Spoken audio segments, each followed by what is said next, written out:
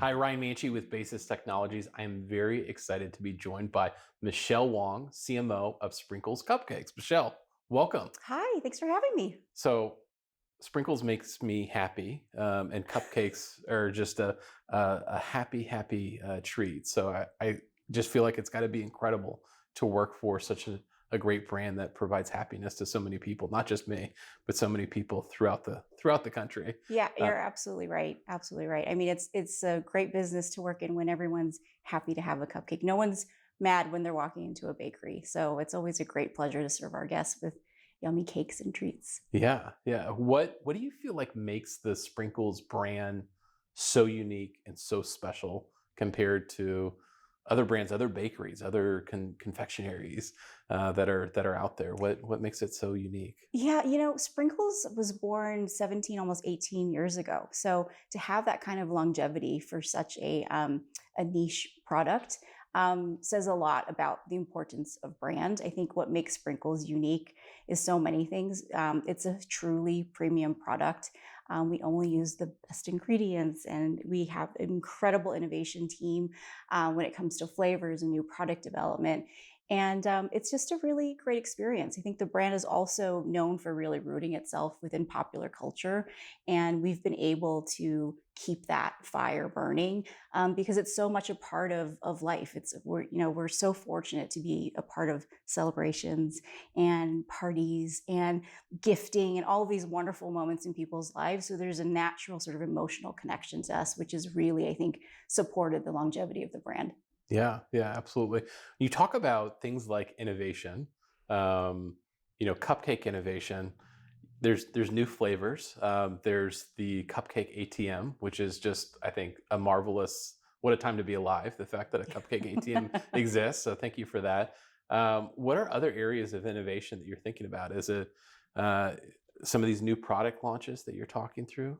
Yeah, Yeah, innovation is really a part of our DNA. yeah, We were born out of this idea of providing something truly unique to consumers, something that wasn't existing out in the space, and everything from our design. You walk into our bakeries and they're clean lines, it's white tile, light woods, pops of color. Everything is just really thoughtful in terms of the overall experience, even down to the ordering system. So whether you're ordering online or you're ordering on a kiosk inside the bakery, the whole experience is meant to feel fresh and innovative.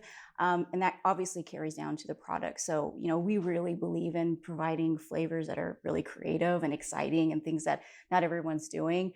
And I think a lot of that comes from the side of the fact that we're all really passionate food people. And so we just want to make really delicious things. And it's fun to kind of think through our growth through the lens of innovation. I love that. And you talk about that experience when you go into any one of the stores. There's the level of consistency and just that sense of joy, knowing that you're about to get this treat. And how does that translate in the way that you all design your stores and really think through the customer experience? How does that apply to marketing in other channels, maybe from an advertising perspective? How do you carry that over?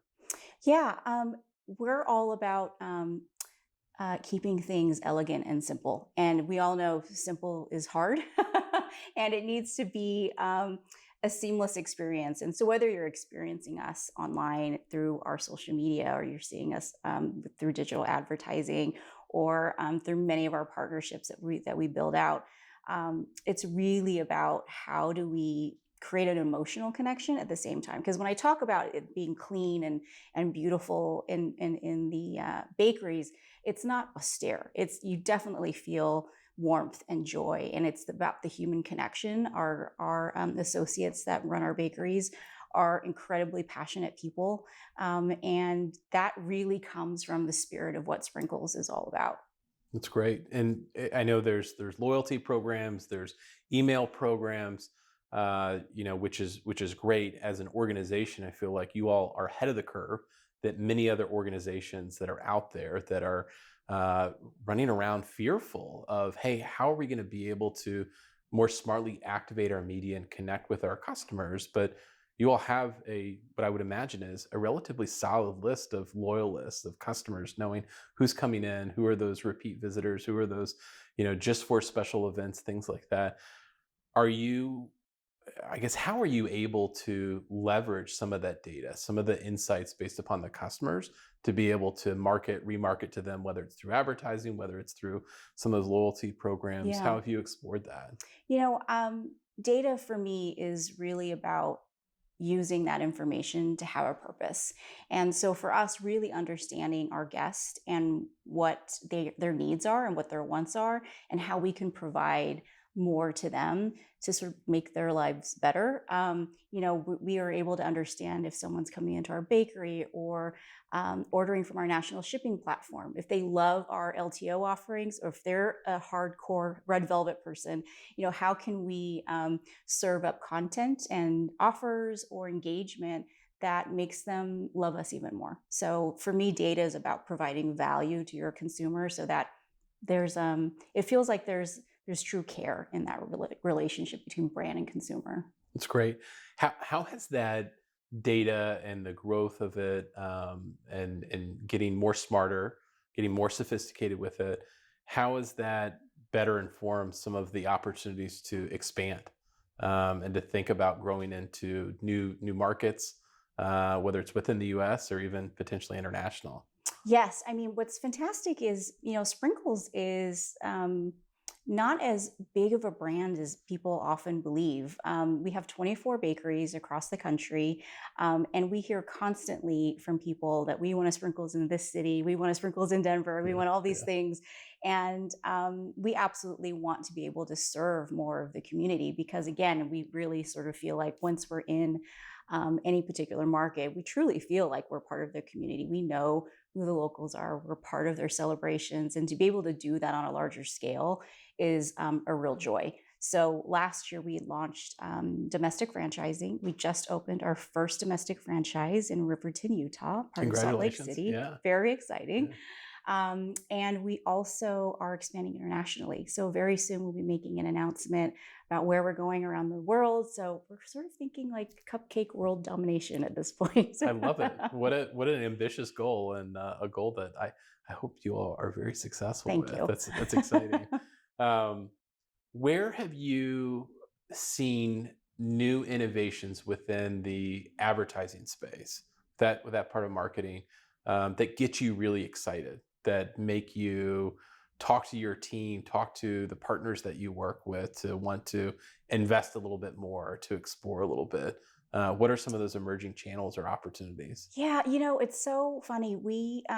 Everyone's talking about Web3. Everyone's talking about sort of where is this next place that you can take a brand. And I think for us, we we love experimenting. We love trying new spaces and new platforms. And again, going sort of even back to the data point, it has to be in service of our guests and the experience. So how are we enriching that experience around Sprinkles? So as long as we can sort of tackle that, and that's feels like it's core to whatever the execution is, we're game. So we're sort of dabbling in that space as well, and thinking about our options. I love that. Yeah, I love that. it's That's pretty great. exciting.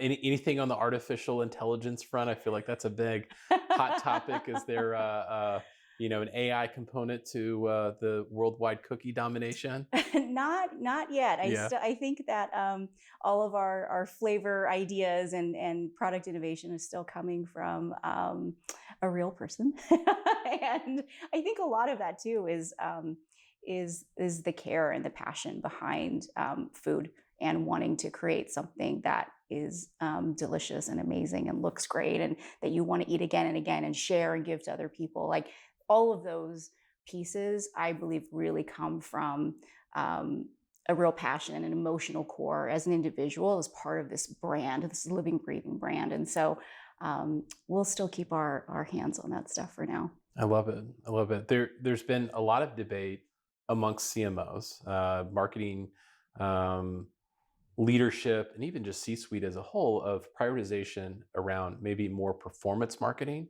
versus brand marketing. Yeah. Talk about what your perspective is on that, and maybe what the importance of brand. Yeah, I mean, I think that there has to be a balance I think you'll probably hear that a lot from CMOs. When I first came onto Sprinkles a couple of years ago, we were very performance marketing driven, rightly so, Hmm. right? We see the numbers.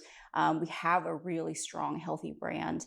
And it felt like we could sort of keep those two going simultaneously. But in the end, we've really actually shifted our media model to have more of a balance between upper and lower funnel so that we can still support the brand values and the beliefs and our visual identity and all these things that make Sprinkles Sprinkles while still running performance marketing campaigns because at the end of the day, we have to grow the business. But those two go hand in hand. You can't grow the business and ignore the brand. I love that. I love that. All right, one last question for Okay. you. If I was going to say a magic wand, but maybe we'll say a magic whisk. If I gave you a magic whisk um, that you could change one thing within the marketing industry, within your Oh, world, a challenge that you're faced with, what would that one thing be that you would fix, Michelle? I would, having talked with many CMOs, I'm very fortunate to be in a lovely community. I would, um, I would wish that every CMO could follow their gut. Hmm. I think that we have so many years of experience and intuitiveness in the business that pairs alongside numbers and experience and all these things. But I hear from a lot of colleagues that that's not always possible. And I hope that we all get to move that way. I certainly get to move that way.